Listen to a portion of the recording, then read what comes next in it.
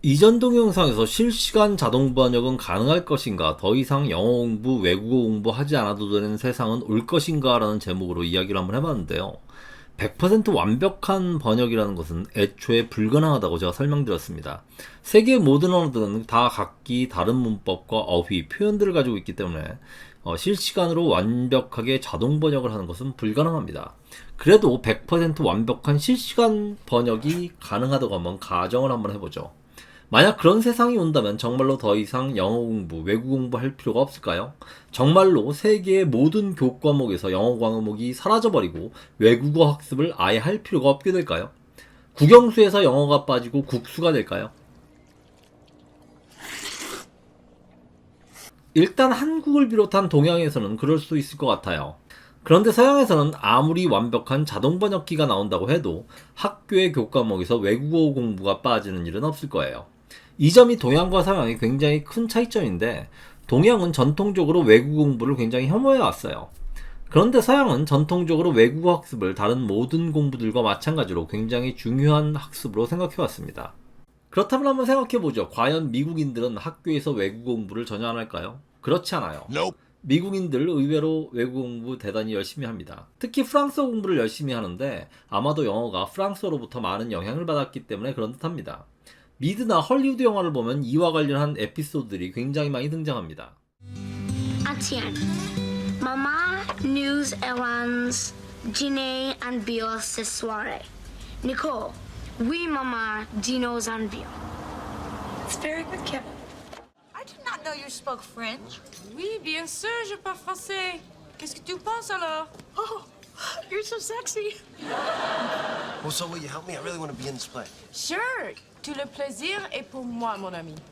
Seriously, stop it. I'm gonna jump on you. I'm sorry, but I never got to be in a club. I didn't go to high school. But three of us would meet behind a dumpster to learn French. Bonjour. S'il vous plaît, dites-moi.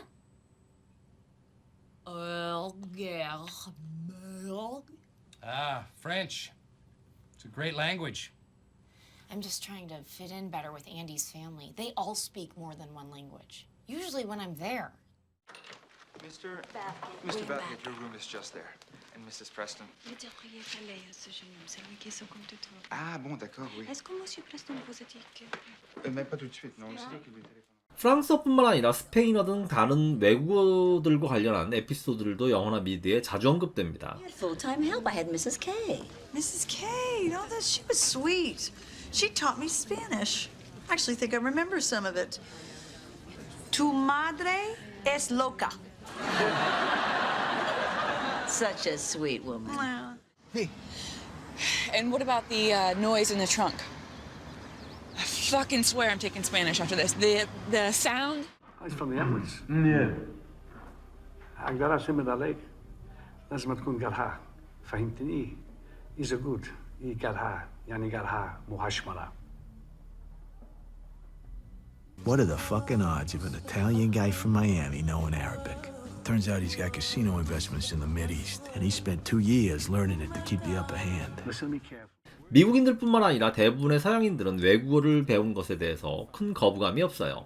To remember the words because they're so different. Been studying a little bit of Thai as well, and it's so easy for me to say something in Danish that kind of sounds like it and makes sense so that I can remember it. But in Korean, that's just impossible. 지금 이 인터뷰를 보면 저분은 데마크 사람인데 당연히 덴마크어를 할 줄 알고 영어, 한국어 그리고 태국어까지 공부를 해요. 제가 1990년대 유럽 배낭여행을 한 적이 있는데, 그때는 일본이 버블 경제로 인해서 경제적으로 굉장히 부상했던 시기였어요.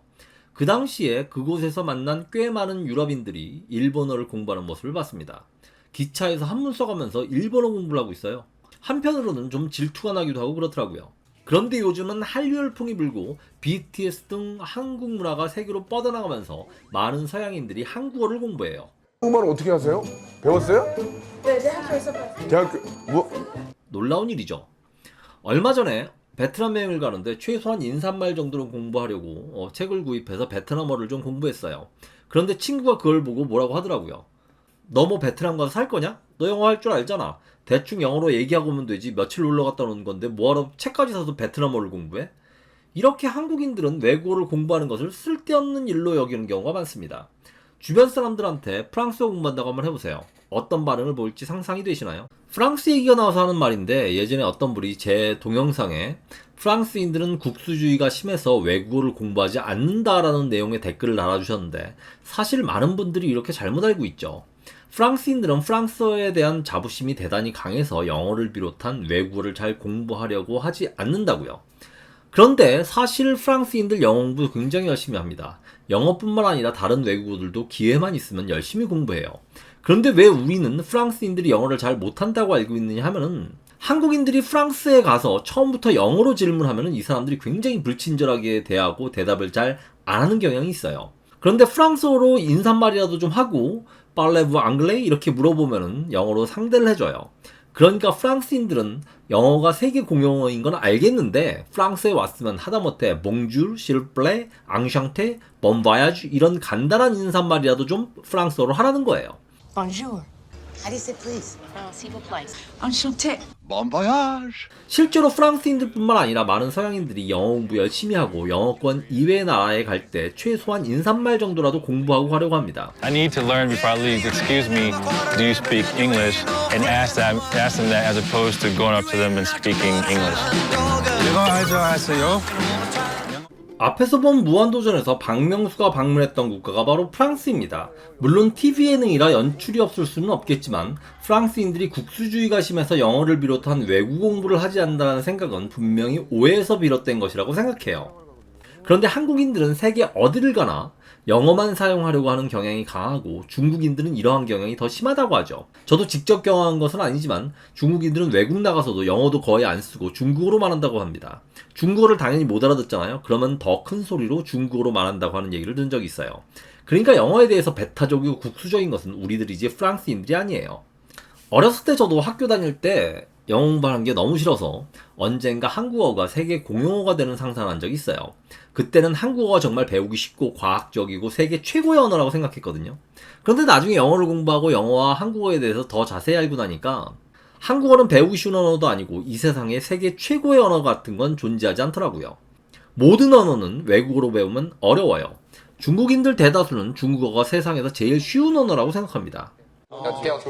다시 깨어나고 싶습니다. 모든 사람들이 다 중국말로 할 거라고. 만약에 동양과 대조적으로 서양은 역사적 그리고 전통적으로 외국 공부하는 것을 당연하게 생각해 왔어요. 영화 아마데우스의 한 장면을 보시죠. Did we vote in the end for German or Italian? Well, actually, sire, if you remember, we did finally incline to Italian. German. German, please. Let it be German. Then why especially does it have to be in German? It doesn't especially. It could be in Turkish if you really want. 이 영화의 배경은 오스트리아의 수도인 비엔나인데 오스트리아는 독일어를 공용어로 사용하죠. 그런데 영화 속의 모차르트는 오페라를 작곡하는 데 있어서 이탈리아어든 독일어든 어떤 언어든 상관없다고 말합니다.